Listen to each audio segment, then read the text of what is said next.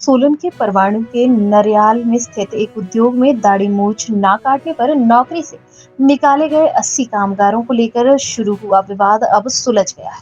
Company ने इन सभी कर्मचारियों को फिर से सशर्त नौकरी पर रख लिया है।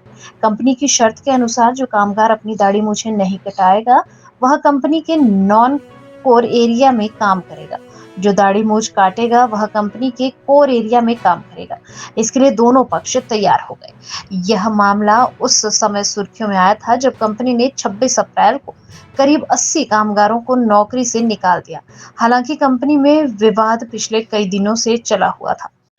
20 अप्रैल को मेरे पास कुछ कामगार आए थे। उन्होंने एक डिमांड चार्टर दिया था कि जी हमारे को दाढ़ी मूछ रखने के कारण हमारे को कंपनी से निकाला जा रहा है। कंपनी का कहना था कि भाई या तो आप दाढ़ी मूछ कटवा के आओ या फिर आपको कंपनी में नहीं माना जाएगा। तो मैंने कंपनी वालों को फ़ोन किया तो कंपनी वालों ने मैंने कहा कि भाई इनको इस तरह से आप नहीं निकाल सकते। तो कंपनी वालों ने उनको फ़िलहाल काम पे रख लिया था उसी टाइम पे।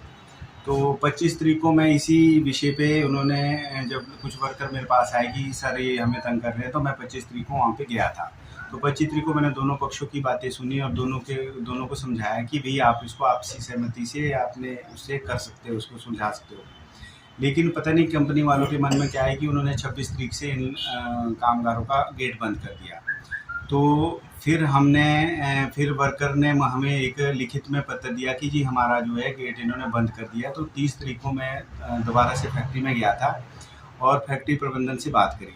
तो फैक्ट्री प्रबंधन ने कहा कि जी हम डिसीजन नहीं ले सकते इसमें, क्योंकि हमारा कोई यूएसएफडीए का कोई मैटर आया है। उसमें वो कोई ऐसी मेडिकल इक्विपमेंट्स बना रहे हैं जो कि सिर्फ मतलब यूएसएफडीए के अप्रूवल के द्वारा ही चल सकता है। तो यूएसएफडीए की कंडीशन है कि सभी जो भी कामगार वहाँ पे काम करेंगे तो उनको दाढ़ी मूछ कटवा करके ही आना पड़ेगा। तो इस विषय पे फिर इसमें कुछ कामगार तो राजी हो गए कि जी हम दाढ़ी मूछ कटवा लेंगे, लेकिन कुछ कामगार जो है इसमें राजी नहीं हुए। तो लेकिन सभी कामगारों को फिर मैंने कहा कि आप लोग जो है हम 3 तारीख को इस विषय पे दोबारा से वार्ता करेंगे। और 30 तारीख को हमने प्रबंधक पक्ष को ये कहा कि भाई इस वजह से कामगारों का वेतन में कटौती नहीं होनी चाहिए। तो प्रबंधक पक्ष इसके लिए मान गया कि हम 2 तारीख तक सभी कामगारों को जो है वेतन देते रहेंगे और 3 तारीख को जो भी समझौता होगा हमें वो मान्य होगा। आज रिग्नानो कंपनी की तरफ से इनके ऑथराइज पर्सन आए हुए थे और इंटेक फेडरेशन की तरफ से मैं जो प्रदेश का अध्यक्ष हूँ, विक्रम ठाकुर मेरा नाम है, मुझे इन्होंने ऑथराइज किया हुआ था। तो बड़ी सोच समझ के जो इनके लेबर इंस्पेक्टर है ललित ठाकुर जी, उनकी सूझबूझ तरीके से आज निपटारा कर दिया गया है। कल से जितने भी वर्कर हैं वो कंपनी में काम करने के लिए जाएंगे। सर अगर जो भविष्य में फिर भी इनको कुछ परेशानी की जाती है तो किस तरह का रहेगा? मुझे नहीं लगता कि अब आगे भविष्य में इस तरह की कोई समस्या आएगी। इस तरह से आज एक बड़ा सोच समझ के एक फैसला लिया गया है, तो आगे नहीं आ सकती इस तरह।